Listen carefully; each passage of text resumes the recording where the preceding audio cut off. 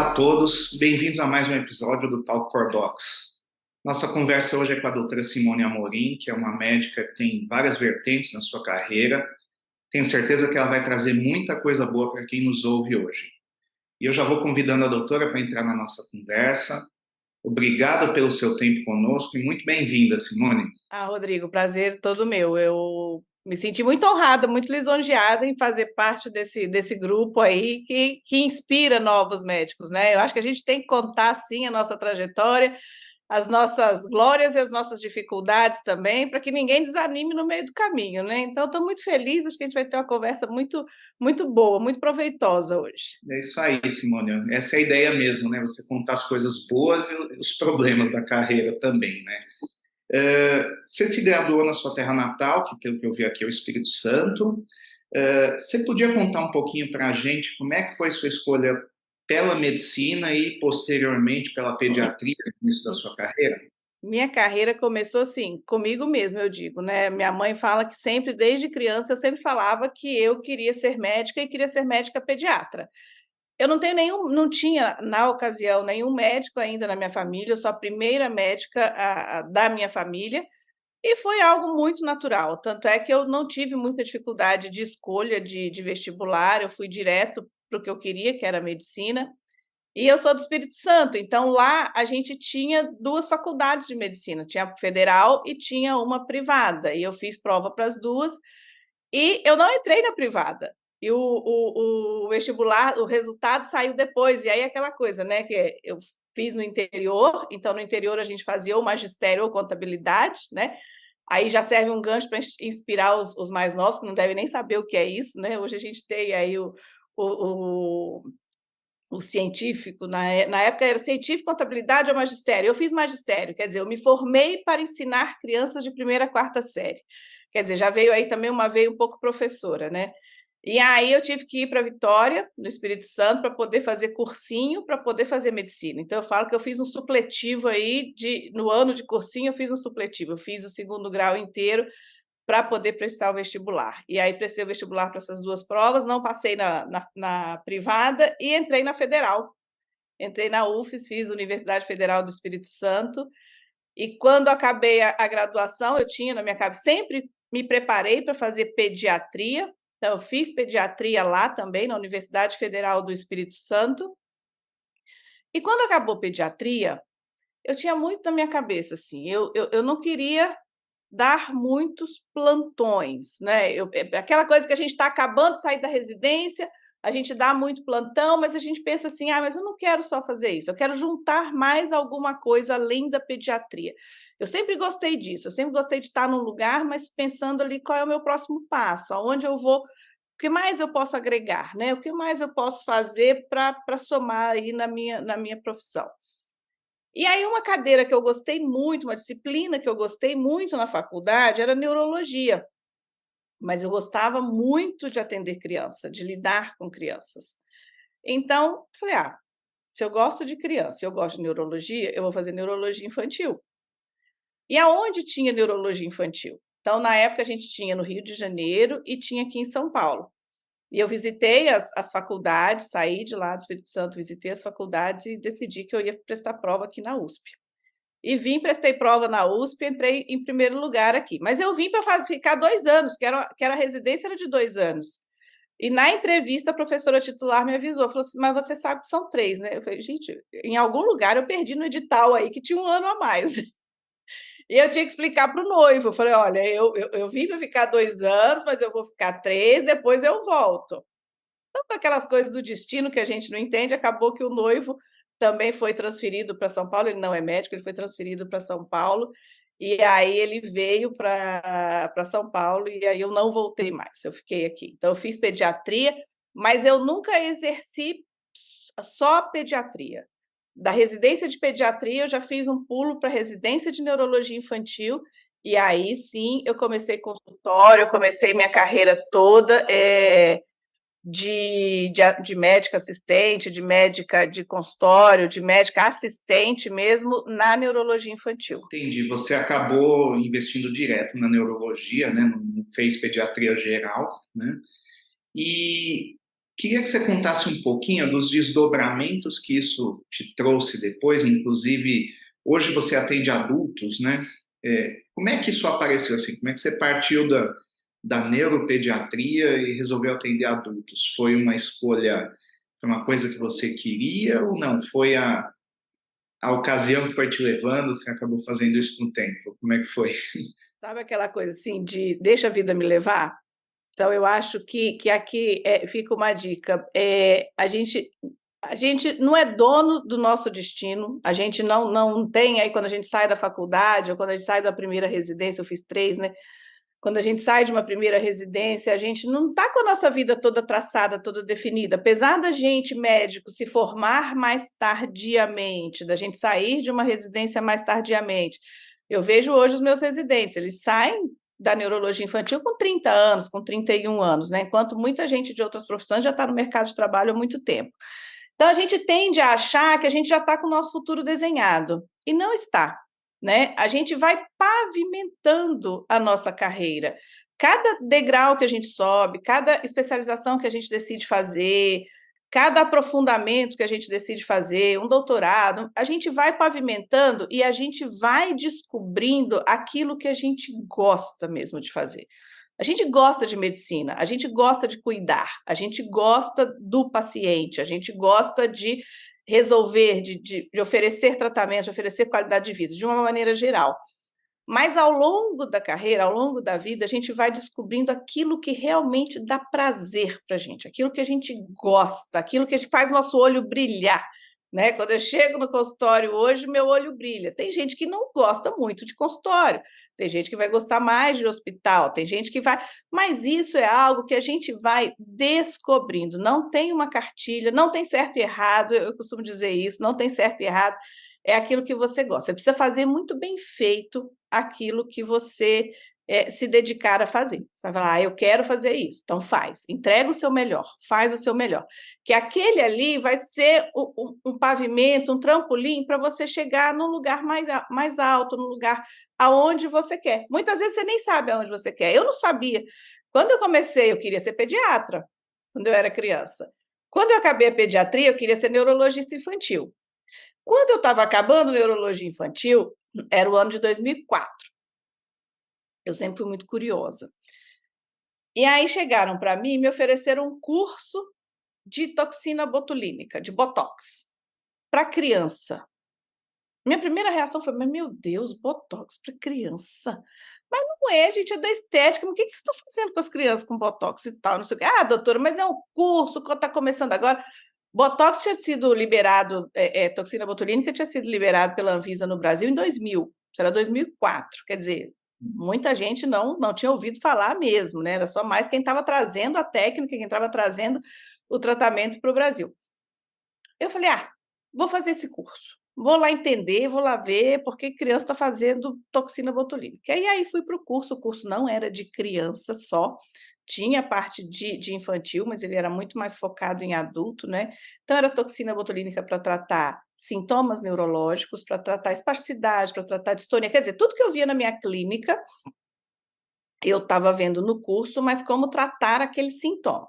Para tratar espasticidade, para tratar distonia, para tratar cialorreia, para tratar paralisia cerebral. Falei, gente, mas isso é um mundo de oportunidade de tratamento. Os pacientes melhoram a qualidade de vida. A gente sabe que na neurologia a gente tem muito pouco tratamento com nível de evidência A, né? A gente tem muito pouco tratamento que realmente assim impacta na qualidade de vida do paciente, trazendo uma qualidade de vida muito grande. E toxina botulínica é uma delas. Isso me encantou, mas isso caiu uma ficha muito, muito, muito importante em mim quando meu marido não é médico.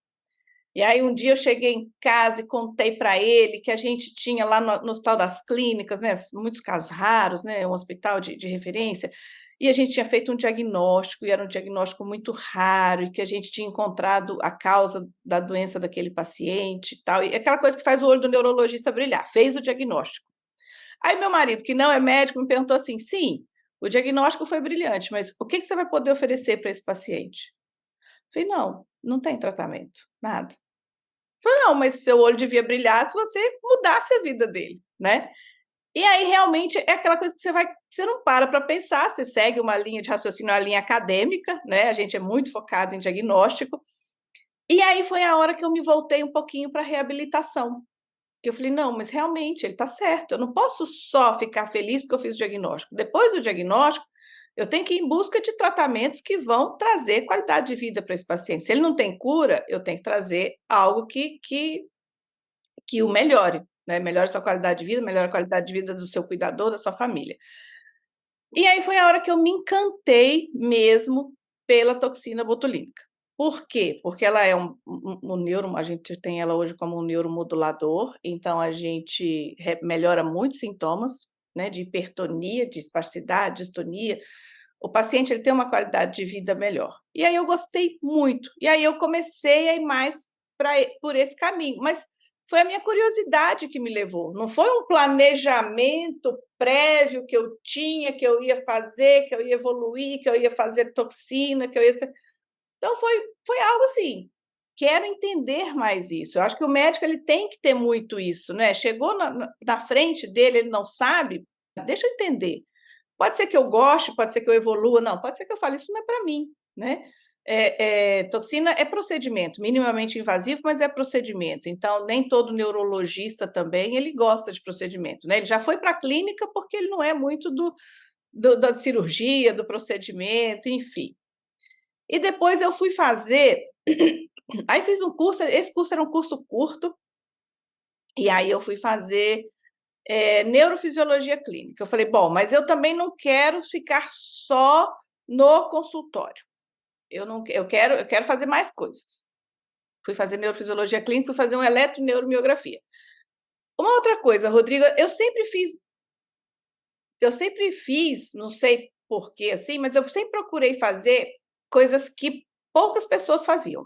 Por exemplo, neurologista, se ele tem que fazer um exame, um procedimento, para onde ele tende a ir mais? Para fazer eletroencefalograma. Eu falo, mas eu não quero fazer eletroencefalograma, eu quero fazer eletroneuromiografia, que poucos neurologistas infantis na época faziam. Eu fui fazer eletroneuromiografia, que é um exame para a gente avaliar os nervos periféricos, né? Então, a gente faz ali, avalia a condução motor, a velocidade de condução, a gente avalia nervo, a gente avalia músculo, a gente avalia todo o sistema nervoso ali periférico. Então, eu fui fazer neurofisiologia, e na neurofisiologia, basicamente era adulto. Eu não atendia criança, muito pouca criança. Então, eu tinha a bagagem da neurologia infantil, eu tinha a bagagem da neurofisiologia, e no meio disso tudo eu tinha uma toxina botulínica, que podia atender ambos os públicos, tanto criança quanto adulto. E foi algo natural, foi algo muito orgânico que aconteceu. Então, não foi nada, bom, você vem para cá, você vai para... Não. Eu comecei a atender e eu comecei a fazer criança e adulto. No meu consultório, inicialmente, chegavam crianças, mas quando a gente fala assim, faz toxina botulínica, o paciente está vendo melhora, ele começou a ter mais entendimento, aí começou, isso era 2000, vamos dizer assim, 2005, 2006, então, a gente não tinha o acesso de informação, essas redes sociais que a gente tem hoje, mas o paciente já começava a buscar ali alguma informação. Aqui na clínica, a gente sempre teve muito forte a questão da comunicação. Então, a gente sempre teve site, a gente sempre teve blog, a gente sempre levou informação para quem nos procurasse via internet. Então, foi algo natural começar a chegar adultos. E aí eu falei, agora eu também tenho que estudar mais adulto, né? Eu me formei, fiz toda a formação, uma formação muito sólida, muito boa aqui na universidade. O primeiro ano de formação de neurologia infantil é neurologia infantil, neurologia adulto e neurologia clínica e neurocirurgia. Então, nós fazíamos todos juntos ali, e depois o neuroclínico ele vai para a clínica, o neuroinfantil vai para a infantil. Mas você traz essa bagagem com você traz toda essa formação. E aí foi a hora que eu fui, depois da terceira residência, né, pediatria, neurologia infantil e neurofisiologia, eu falei, não, chega de residência, agora não vou fazer residência mais, mas eu fui fazendo todos os cursos e todos os congressos e sempre fui, nunca parei a minha formação, até hoje. Então, nunca parei de me informar, de me formar, de acrescentar a minha formação para eu acrescentar ao meu paciente, e hoje eu tenho alunos, né? Então, há 10 anos atrás, eu só tinha meus pacientes. Agora eu tenho os alunos, que são os residentes do terceiro ano de neurologia infantil do Hospital das Clínicas, que a gente faz um ambulatório de toxina botulínica, e eu tenho agora um curso. Então, assim, eu preciso me capacitar para capacitar outros, né? E para levar o melhor para os meus pacientes. Então, sempre foi tudo muito orgânico, mas eu nunca parei. Eu acho que isso é muito importante. Até talvez jovens médicas, mães aí estejam nos ouvindo, né? Eu tenho filho também, eu tenho um só, ele tem 20 anos hoje, mas ele sempre participou de tudo comigo, ele sempre que eu ia para algum lugar para estudar, ele sempre foi, meu marido também sempre foi muito parceiro nessa trajetória, nessa jornada, então os dois sempre foram muito parceiros, e eu falo muito para as minhas médicas lá, para as residentes, não parem, tipo assim, eu vou cuidar do meu filho, vou só cuidar do meu filho. Claro, a gente respeita a decisão de cada um vai ter a sua decisão, mas se você pensa na sua carreira também, a gente tem como conciliar maternidade e carreira. Isso é possível. Eu sou a prova viva, não tenho nem a família em São Paulo, não tenho nada aqui. Sempre contei muito com a família à distância, na hora do socorro vinham, e também com as meninas em casa, mas assim, não é aquela rede de apoio, né, enorme. E a mensagem é: dá para conciliar, então não parem, a gente não pode parar nunca. Eu acho que isso que me motiva e que faz com que as coisas vão acontecendo. Legal, Simone, você falar tudo isso e até para situar quem está assistindo, né? Simone hoje é a médica responsável do ambulatório de bloqueio neuromuscular com toxina botulínica do Hospital das Clínicas, né, da Faculdade de Medicina da USP.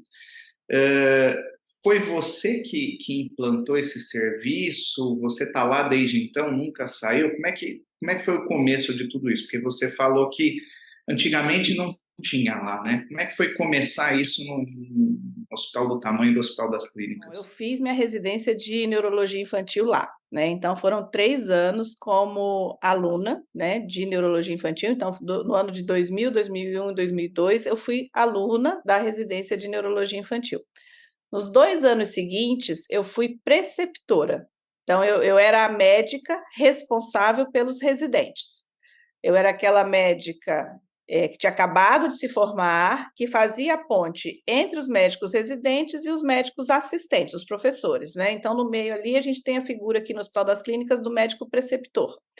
E eu fui preceptora 2 anos. Quer dizer, você cria um vínculo muito forte com a instituição, com os professores, todos são queridos amigos até hoje, né? São professores, são colegas, mas são amigos mesmo. A gente fala que a gente forma meio que uma família, né?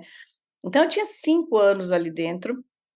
Quando eu fui fazer o curso de toxina, eu estava no último ano desse 5º ano, tá? Estava no último semestre aí desse 5º ano, né? Eu já era preceptora. Eu falei, vou lá até para trazer novidade para os residentes, né? Então, eu fui, fiz o curso. Como eu falei anteriormente, o curso ele era muito curto, eram 5, 6 meses. E ele te dá uma noção, olha, como faz, é assim, né? E te joga no mundo. Não é uma residência que você tem ali, você passa por diversos ambulatórios, você só vai fazer se o médico assistente estiver do lado. Hoje eu sou assistente, então o residente ele só começa a aplicar se eu estiver do lado, se eu estiver lá. E o curso não era assim, o curso era, olha, faz assim, assim, assim. E aí eu precisava o que a gente fala, né, de ter mão, de ter experiência, de ter mais confiança em mim, no que eu sabia. E aí foi quando eu pedi para a professora titular da neurologia infantil, na época a doutora Humbertina Conte, doutora Humbertina, eu fiz o curso, tem um potencial para a gente desenvolver, mas eu precisava ter experiência, né? Eu precisava começar a fazer, né? Com muita responsabilidade, com tudo que eu tinha aprendido, com muito estudo, mas eu precisava começar a fazer. Então, eu fiquei 3 anos no Hospital das Clínicas como médica voluntária, sem residente. Era eu e os pacientes. Então, eu tinha um ambulatório onde eu fazia as aplicações, via os resultados, reavaliava os pacientes, enfim. E aí, chega uma hora, eu fiquei 3 anos com esse ambulatório de residência. Chega uma hora que aí você está lá no começo da carreira, né, que você tem que trabalhar. Qualquer período da sua semana conta, né? Ainda mais com filho pequeno. e na época eu não tinha clínica ainda, então aquela coisa que a gente trabalha num monte de lugar, né? Tem 5, 6 hospitais e empregos, então eu estava vivendo aquele momento, e tinha 3 anos que eu já estava fazendo ambulatório. Então, eu falei, bom, mas um período aqui é importante para mim, para eu trabalhar remuneradamente, né? Então, foi a hora que eu conversei de novo, daí a importância também que eu falo muito para quem é mais jovem, mais importante do que a gente entrar em algum lugar ou entrar em algum serviço é a forma que a gente sai.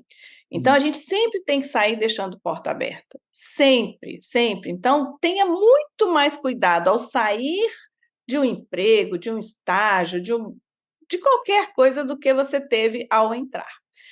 Então, eu conversei, expliquei minha situação. Eu já estava lá dentro há 3 de residência, 2 de preceptoria, 3 de ambulatório voluntário, 8 anos, né? Então, eu expliquei minha situação, a doutora Humbertina compreendeu. E ela falou, claro, Simone, tudo. Então, arrumei toda a casa, distribuí todos os pacientes, quer dizer, não deixei nada para trás, não deixei nenhuma bagunça, digamos assim, né? Deixei tudo muito organizado. E aí fui para o mercado, ficar só no mercado de trabalho. Nisso veio a clínica, aí eu montei a clínica em 2019, né? Eu e meu marido, nós montamos a clínica. E aí comecei a trabalhar, isso que eu te falei, aí os pacientes começaram a chegar, os pacientes, tanto criança quanto adultos. Hoje, poucas pessoas fazem o tratamento com toxina botulínica na neurologia, né? Toxina botulínica terapêutica. Há 10, 15 anos atrás, muito menos ainda. A gente já formou muita gente, né? Muito pouca gente. Então, realmente, eu virei uma referência nessa área, a clínica foi virando uma referência nessa área, e a gente foi ganhando aí um espaço importante, né, no mercado. E aí foi a hora que, em 2014, eu fui convidada a voltar para o HC, porque aí eu já tinha uma clínica estruturada, bastante paciente, muito mais experiência. Eu tinha 10 anos de experiência em toxina botulínica. E aí foi a hora que a professora falou: agora você não quer voltar para dar aula? Né? Você veio, reforçou todo o seu aprendizado, foi lá para fora, mostrou que realmente é um serviço que funciona, o paciente ele tem maior qualidade de vida, o paciente melhora, o paciente está feliz. Neuroinfantil, na época, ninguém fazia, nenhum neurologista infantil fazia toxina botulínica, na época era o neuroclínico que aí fazia criança, e eu falava muito que não podia, que tinha que ser um neurologista infantil, ele tem que abraçar essa causa, o paciente é dele, ele tem que fazer ali todas as indicações que a toxina botulínica permite. E aí eu voltei em 2014 como médica convidada para fazer esse ambulatório, para montar esse serviço. Então, a gente montou esse serviço, agora ele está com 10 anos, e aí já são 10 anos de médicos que saem, de neurologistas infantis, que saem formados aí, que saem com mais esse expertise, com mais essa qualificação aí no seu currículo, né? Ele não só trata a doença, mas ele consegue ter um olhar mais reabilitador. Ele consegue ter um olhar ali que ele vai melhorar, vai diminuir a distonia daquele paciente, ele vai diminuir a celorreia daquele paciente, ele vai diminuir a chance daquele paciente broncoaspirar, aquele paciente, aquela criança que interna 3, 4 vezes no ano por pneumonia aspirativa, não vai internar mais, porque agora ele sabe fazer celorreia, ele vai na UTI, ele aplica, ou então no consultório mesmo ele faz. Então, a gente está aí 10 anos com um serviço que é sucesso, aí os residentes gostam muito, porque é algo bem prático, né? É procedimento, é algo diferente, é algo que eles gostam, e saem com esse expertise para o mercado, podendo levar para as suas cidades esse tratamento que pouquíssimas pessoas fazem ainda hoje. Pelo que eu entendi, então, esse desenvolvimento aí no Hospital das Clínicas vem em paralelo com a clínica privada, né? E você é uma empreendedora, né? Você tem a sua clínica privada, que hoje engloba várias especialidades, correto? Como é que tem sido essa experiência? É você que administra? Você tem ajuda? Como você lida com isso, né? Com a prática e junto à administração da clínica? Essa é uma pergunta difícil. Todo mundo faz. Doutora, pelo amor de Deus, como é que você dá conta? Como é que você faz e tudo? Não tem receita de bolo, de novo, não tem certo e errado. Eu comecei em 2009 a clínica, é aquela coisa que todo médico começa assim, né? A gente começa, às vezes, alugando um consultório. Hoje tem coworks, que na época não tinha, então a gente geralmente era uma clínica, a gente alugava ali um espaço nessa clínica, e eu alugava uma sala em uma clínica, mas eu sentia vontade de ter o meu espaço, de fazer do meu jeito, né? De ter assim, de dar a minha cara, o meu tom, né? Aquilo, o que que eu espero que o meu paciente, ao chegar na minha clínica, ele sinta, ele experimente, ele veja, ele goste. E aí foi a hora que eu falei, conversei com meu marido. Meu marido não é, de novo, ele não é médico, ele é economista, ele é especialista em gestão, então realmente a gente não faz nada sozinho, né? E a gente não tem essa formação, ainda hoje, a gente ainda não tem essa formação na faculdade, né, de gestão. Porque o médico, quando ele sai da faculdade, ele é médico. Mas no dia seguinte também que ele abre um CNPJ, ele é um empresário. Ele tem uma empresa, né? Ele é um empresário. Mas ninguém ensinou ele a ser empresário. E ele não tem, muitas vezes, essa veia. A grande maioria dos médicos não tem essa veia empreendedora ou mais de administração, gestora, né? Já não tem, por isso ele foi para a medicina. E aí não foi ensinado lá também nem o básico, nada. Então ele sai muito perdido. E meu marido fala: CPF é CPF, CNPJ é CNPJ. E a gente não tem muito essa distinção quando a gente está sozinho, né? Quando a gente abre um consultório, a gente fala: é tudo meu mesmo e pronto, acabou. Então eu trabalhei, recebi, botei no bolso, é tudo meu, depois eu vou distribuindo. E aí, quando a gente tem uma gestão profissional, a gente vê, nossa, não é assim mesmo, né? Então, meu marido trabalhava no mercado corporativo na época, a gente montou a clínica e eu fiquei meio que tocando a clínica. Comecei do zero mesmo. Eu tinha acho que 3 ou 4 pacientes meus quando eu abri a clínica e trouxe para a clínica. E aquela coisa que a gente está começando, a gente acha assim, meu Deus do céu, só tenho 4 pacientes. Na hora que eles não estiverem mais aqui, acabou, não vou ter mais paciente, né? Então a gente pensa isso quando a gente está começando, quando a gente tem todas aquelas preocupações ali de ter montado uma clínica e tudo, mas não, gente, confiem em vocês, entreguem o melhor de vocês, se entreguem para o paciente, se doem para o paciente. Se vocês fizerem isso, vocês vão ter retorno, vocês vão ter muitos outros pacientes. É assim que acontece aqui. É claro que a gente conta não com a ajuda, porque não é ajuda, é com o profissionalismo de ter uma pessoa capacitada em gestão para gerir uma clínica do tamanho que ela é hoje. Mas a gente fala, ela já começou organizada desde o princípio, ela já começou como uma empresa. A gente ainda tem muito pudor na medicina para falar isso, né? Então, não é em todo meio da medicina que a gente pode falar isso. Eu tenho a clínica ou uma empresa. A minha clínica é uma empresa hoje. Ela emprega pessoas. Eu tenho mais de 25 colaboradores aqui dentro, que a gente gera empregos diretos. Eu sou responsável por eles, pela família deles. A gente tem empregos indiretos. Eu tenho mais de 60 profissionais de saúde aqui dentro. O nosso carro-chefe é a neurologia, mas a gente tem outras especialidades aqui também e toda a parte de reabilitação e afins envolvidas com a neurologia.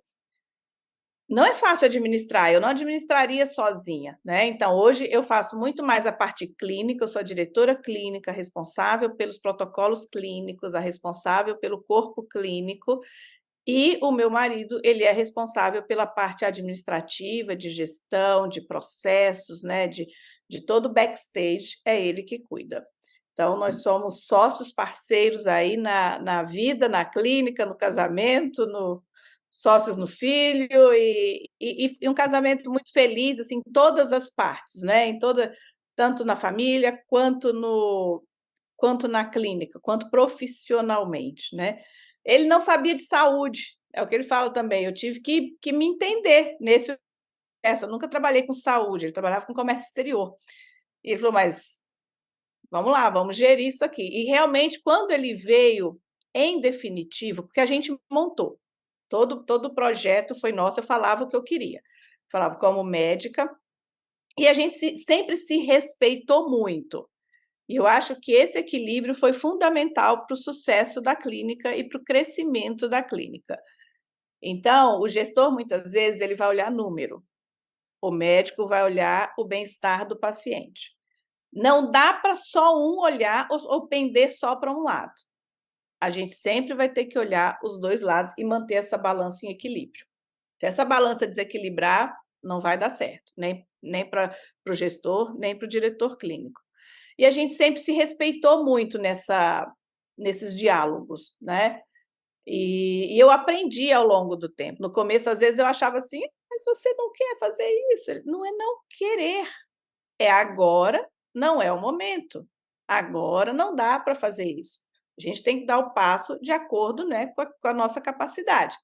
Então, isso foi lá no começo, então aprendi também isso. Então, aprendi muito sobre gestão com ele. Eu nunca fiz nenhum curso de gestão. Eu tenho uma cabeça muito mais empreendedora, sabe, aquela que tem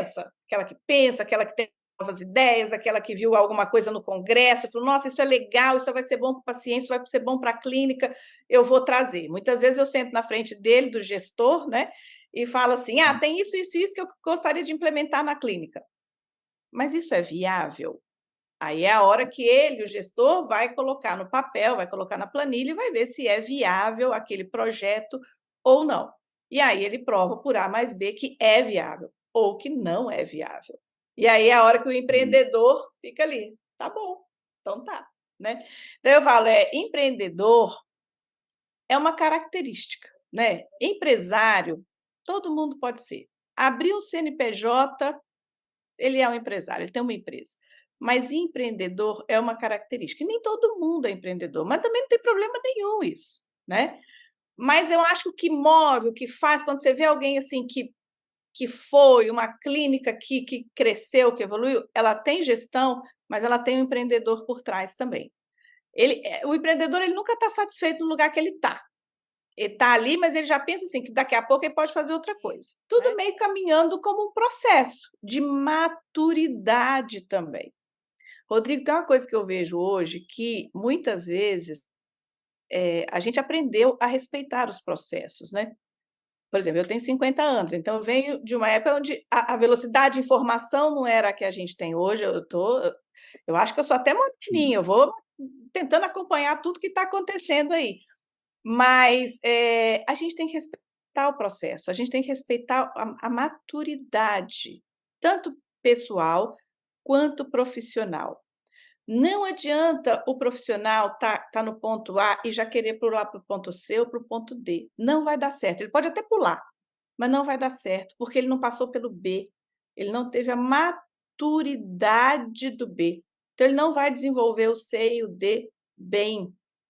E isso a gente aprende ao longo do tempo. Você falando nisso, né, de projetos, a gente está até um pouquinho adiantado no tempo, mas eu queria que você falasse um pouquinho sobre o seu curso, né? O curso é um projeto que nasceu na clínica, foi feito em conjunto com o gestor. Queria que você falasse um pouquinho do seu curso, até para a gente finalizar. É outro projeto que veio de uma forma muito orgânica, assim, sabe? Então, quando eu comecei a clínica em 2009, nunca que eu pensava que eu ia ter um curso meu, que eu ia ser professora de um curso.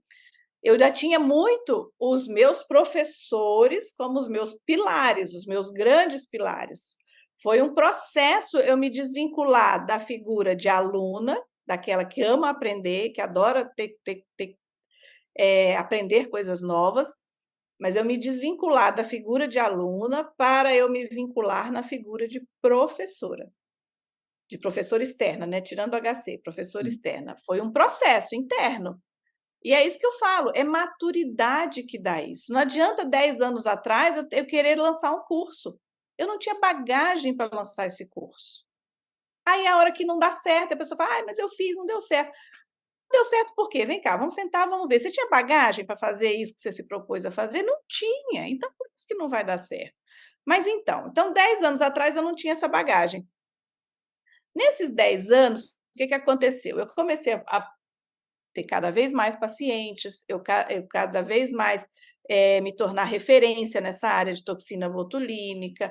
É uma clínica hoje que ela é referência tanto para paciente, quanto para médico, quanto para a indústria farmacêutica. Então, assim, a gente cresceu ao longo desses 10 anos Eu comecei a ser convidada também para dar aulas em congressos, também a gente está no Hospital das Clínicas, né? Então, você acaba sendo professor da universidade, então, mais congressos, mais aulas, mais atualização, mais congressos internacionais para poder ir lá e aprender e trazer para cá novidade. Eu gosto muito de dar aula, as pessoas falam que eu tenho uma didática boa, eu gosto muito de colocar vídeos nas minhas aulas, porque eu acho muito importante que as pessoas vejam os vídeos, que elas vejam a melhora, vejam o antes, vejam o depois, que elas entendam a semiologia, que elas entendam uma boa avaliação clínica. E eu ia para os congressos e dava aula lá em cima, aquela aula bacana, legal, que eu me empolgava, a plateia também, e eu falava: vocês têm que fazer. É nível de evidência A, está aqui, a gente tem tão pouco tratamento com nível de evidência A, melhora a vida do paciente, olha o relato desse, olha aquele, olha aqui como é que está, olha os trabalhos, olha as meta-análises mostrando que você tem que fazer. Aí eu desci até o dia que foi 2021, novembro de 2021, eu lembro, assim, as coisas elas são pontuais, né? Até que eu desci e uma médica de algum outro estado de São Paulo, de algum outro estado aqui, que eu não lembro, não era São Paulo, ela falou assim: doutora, você vai lá para cima, você dá uma aula brilhante. Você fala que a gente tem que fazer, mas onde a gente vai aprender? Não tem quem ensina para a gente, não tem curso. E realmente tem muito pouco, ainda tem muito pouco, mas tinha um curso da universidade que foi o que eu fiz, que eu tinha feito há 19 anos atrás, que era o curso do Dr. Tai aqui na fisiatria do Hospital das Clínicas. E a gente só tinha esse curso. Imagine a demanda de médicos, não tinha vaga, não tem vaga, sempre muito difícil conseguir uma vaga no curso. E eu falei, aí é aquela hora que cai a ficha da gente, que você vê que você está pronto, que é a questão da maturidade. Eu, gente, mas eu venho aqui para cima, eu ensino, eu tenho um número de pacientes que eu tenho atendidos com melhora, eu tenho o Hospital das Clínicas, todos os pacientes lá também melhoram, eu tenho bagagem para fazer e eu vou fazer esse curso então. Falei, não, então espera aí que eu vou fazer o curso, espera aí, que eu vou montar. Aí chamei, montei a equipe, trouxe para o gestor e falei: olha, eu quero fazer um curso. E aí ele fala: bom, nesses moldes assim, assim, assado, isso aqui pode ser viável. Tá bom. Chamei uma equipe de curso, né? Que eu falei: ó, eu tenho a ideia, agora eu preciso de alguém que ajude, eu preciso de alguém que nade junto comigo aí, porque senão eu não vou chegar na praia. Aí envolvi a comunicação da clínica, contratei uma equipe especializada em lançamento de cursos, fiz tudo sempre como eu faço tudo, de uma forma muito profissional. Então, assim, já que eu tenho a bagagem, já que eu tenho a maturidade, eu não vou fazer de forma amadora, então eu vou fazer de forma profissional. Então, contratei os melhores profissionais e a gente montou o curso. Que era para ser em 3 meses, eu demorei 9 meses para fazer todas as aulas. Todas as aulas do curso teórico fui eu que fiz. Então, esse curso hoje ele está na plataforma, na Hotmart, e é o curso de toxina botulínica terapêutica, onde eu faço toda a base teórica ali para o médico que quer se desenvolver, que quer evoluir e aplicar toxina botulínica de forma terapêutica, não estética.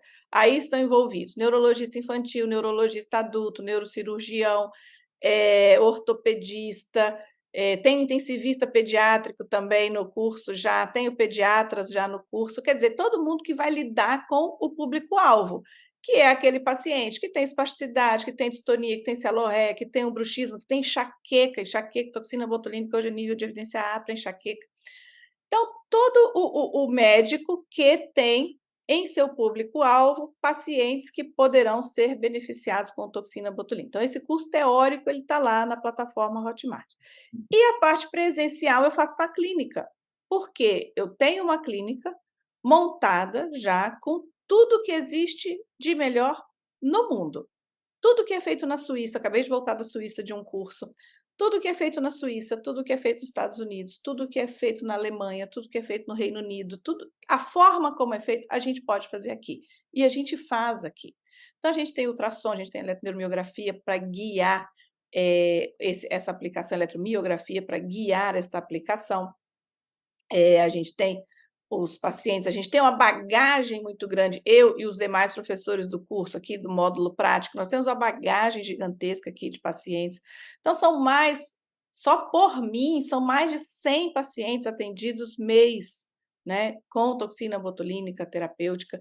Então, a gente tem essa bagagem, essa vivência, porque às vezes também a pessoa é muito teórica, mas não tem uma bagagem prática muito grande. Aí não vai, né, não vai dar certo também. Ou não, eu só tenho a prática, mas eu não tenho a teoria. Você também não vai evoluir, porque no primeira intercorrência que tiver, você não vai ter condição de resolver, ou de entender por que aquela intercorrência aconteceu. Então, teoria e prática têm que andar junto na medicina, não tem jeito, a gente não pode dissociar.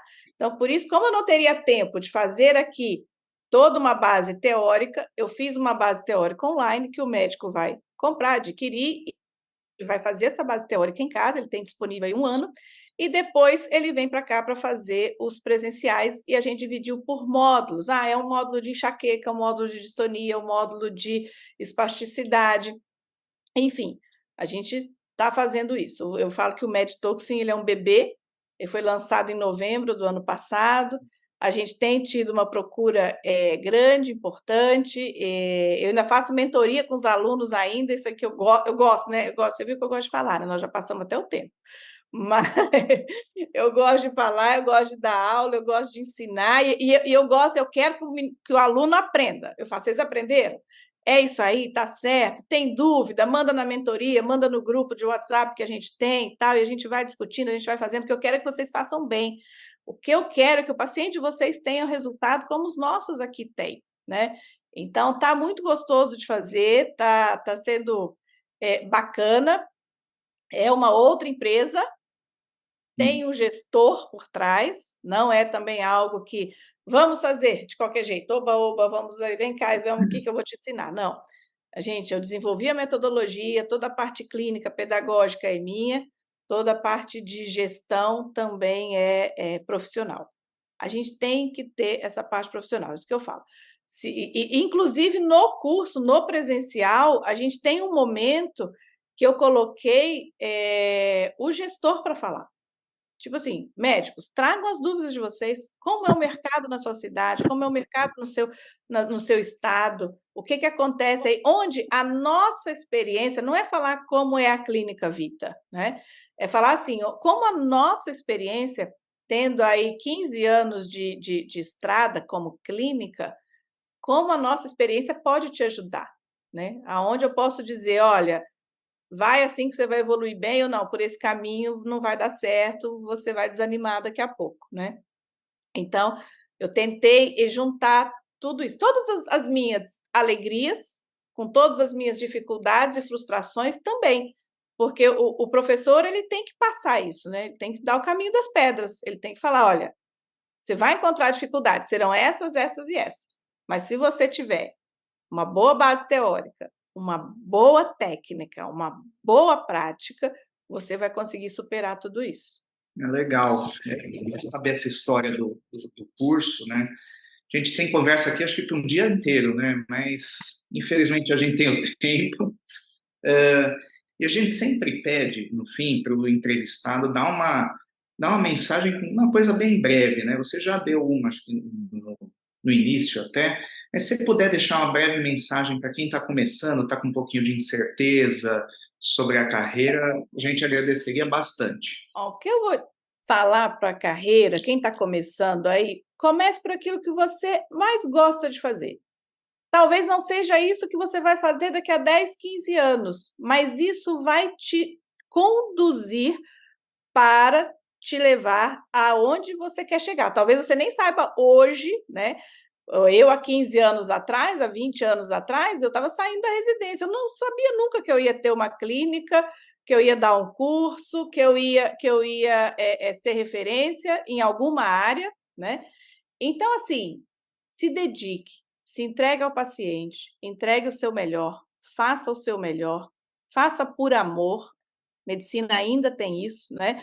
A gente tem que fazer por amor, ninguém é médico se for pensar só no retorno financeiro. Faça por amor, se dedique ao seu paciente e respeite o processo de amadurecimento. Cada degrau vai te levar ao outro.